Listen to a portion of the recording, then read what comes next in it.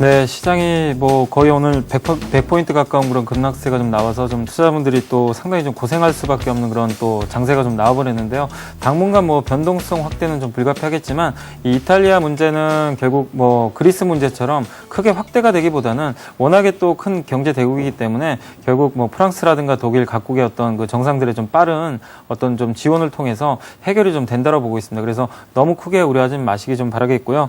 오늘 뭐 시장이 좀 안 좋았다 하더라도 그래도 우리가 좀 공부를 할 거는 또 해야 되기 때문에 제가 오늘도 좀 앞으로 2012년도에 좀 상당히 좀 유망해질 수 있는 그런 업종에 대해서 한번 좀 설명을 해드리겠는데요. 그 업종을 좀 살펴보기 전에 먼저 블랙박스를 좀 열어보고 좀 말씀을 드리겠습니다.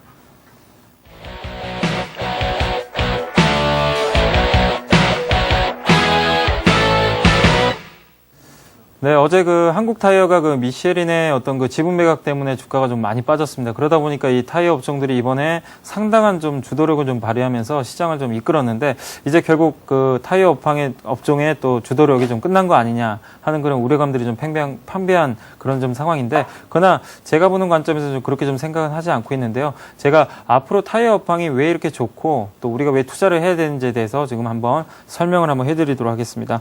이 타이어 업종 같은 경우는 지금 이제 한국 타이어 때문에 이 미쉐린이 그동안 이제 지분을 투자를 했었는데요. 그 지분이 이제 갑작스럽게 좀 매각이 되면서 결국 단기적으로 좀 주가가 좀 폭락을 한 그런 양상인데 물론 오늘은 이제 어제 좀 많이 빠졌다는 어떤 그런 부분 때문에 추가적인 좀 낙폭은 나오지 않았습니다. 결국 뭐 사실 미쉐린 악재가 아니었어도 그 오늘 뭐 주식시장의 어떤 급락 때문에 좀 빠질 만한 그런 부분들이 있었는데 어제 미리 좀 빠졌기 때문에 타이어 업종들의 좀 주가 흐름은 그렇게 좀 나쁘지 않았다. 이렇게 좀 보시면 되겠고요.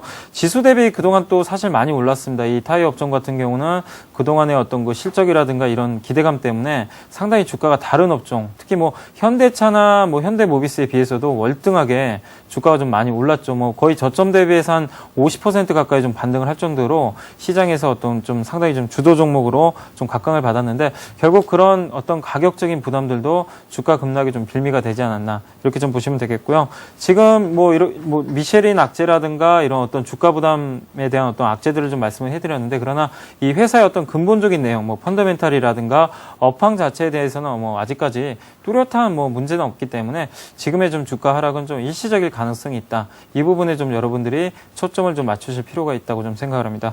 자, 두 번째로는 이번에 뭐 어쨌든 한국 타이어를 좀 비롯해서 넥센 타이어까지 좀 같이 휘청이면서 이 타이어 업종들이 좀 주가가 많이 빠졌는데 이 주가 하락을 좀 매수의 기회로 활용할 필요가 좀 있다라고 좀 말씀을 좀 드리고 싶습니다.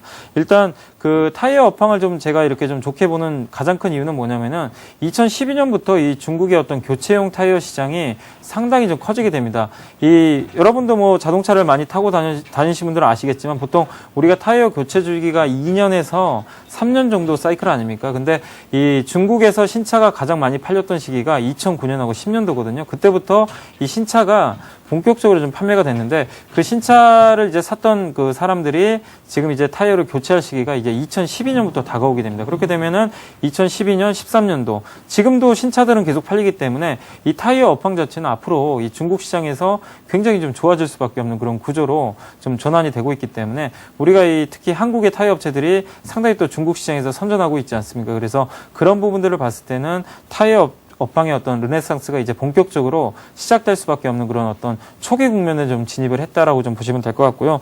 또 가장 이제 큰 악재 중에 하나가 사실 이제 그동안 주가의 어떤 좀 발목을 잡았던 악재 중에 하나가 이 고무 가격이었습니다. 이 천연 고무 가격이 이 원자재 가격의 어떤 급등으로 인해 가지고 그동안 좀 굉장히 고공행진을 했었는데 최근 들어와서 6,200달러까지 갔던 이 고무 가격이 최근에 3,000달러 한 중반까지 급락을 했거든요. 거의 한 반토막이 날 정도로 이 고무 가격이 떨어졌습니다.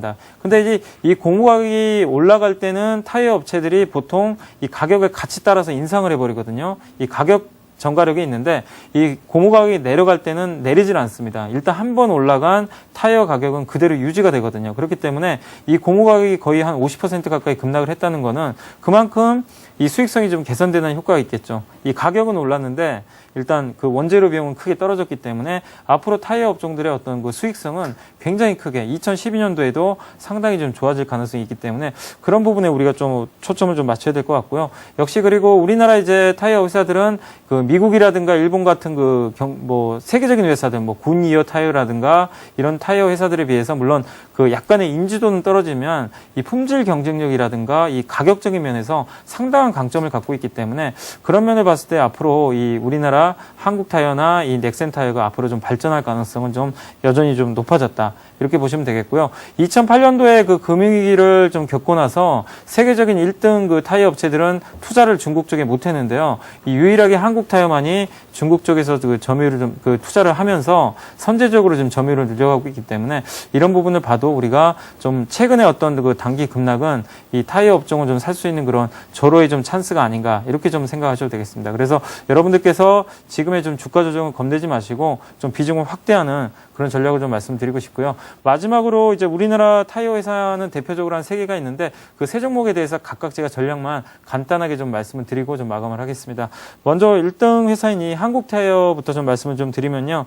이 한국 타이어 같은 경우는 지금 뭐 중국 시장에서 그동안 투자를 많이 해가지고 점유율 1위로 올라섰습니다. 앞서 말씀드린 대로 제가 말씀드렸던 이제 포인트는 결국 중국이거든요. 중국 시장이 앞으로 커나갈 수밖에 없는데 거기서 1등을 하고 있다는 거는 결국 한국 타이어라는 회사의 앞으로의 성장은 좀 따놓은 당상이다. 이렇게 좀 보시면 될 것 같습니다. 그리고 2012년부터 본격 성장이 좀 기대가 되기 때문에 여러분들께서 목표가 한 6만 원 정도 설정하셔가지고 지금 미쉐린의 지분 매각은 사실 뭐 일회성 악재이기 때문에 별거 아닙니다. 그렇기 때문에 비중을 더욱더 좀 늘려나가는 그런 전략을 좀 말씀드리고 싶고요. 두 번째 종목은 넥센 타이어인데요. 이 넥센 타이어는 한국 타이어랑 좀 성격이 틀린데 일단 이제 미국 쪽 비중이 높습니다. 중국 쪽엔 공장이 없고요. 주로 이제 미국 쪽에 좀 진출을 했는데 역시 미국 쪽에서 좀 상당히 선전을 하고 있습니다. 미국의 자동차 시장도 계속 커나가고 있기 때문에 거기서 틈새 시장을 좀 잘 파고들어서 선전을 하고 있는데요.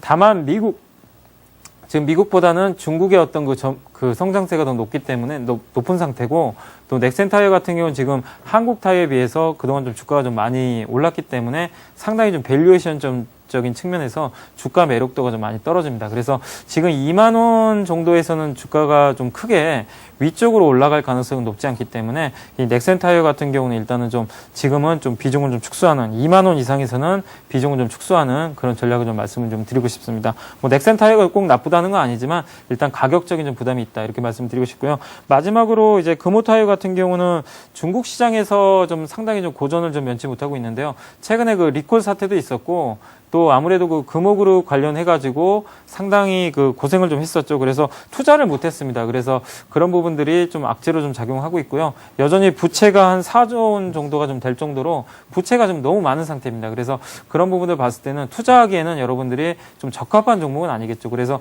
금호타이어는 향후에 이 어떤 그룹의 리스크가 좀 확실하게 제거될 때까지 좀 기다리는 그런 전략을 좀 말씀을 좀 드리겠습니다. 그래서 금호타이어는 일단은 좀 비중을 좀 줄여놓는 그런 전략을 말씀드리고 싶고요. 결론적으로 한국 타이어에 대해서 여러분들의 어떤 그 비중 확대 의견을 좀 다시 한번 좀 제시를 해드리면서 일단 좀 그 방송을 좀 마감을 하도록 하겠습니다. 시장이 좀 상당히 좀 어렵지만 여러분들 뭐 힘내시고요. 뭐 다시 그 8월과 같은 급락의 어떤 시작보다는 다시 그 1800선 박스권 하단부까지 왔기 때문에 냉정하게 생각하셔서 지금 추격 매도보다는 조금 더 시장을 좀 관망하는 그런 전략을 좀 말씀드리겠습니다. 저는 다음 주에 다시 뵙겠습니다. 감사합니다.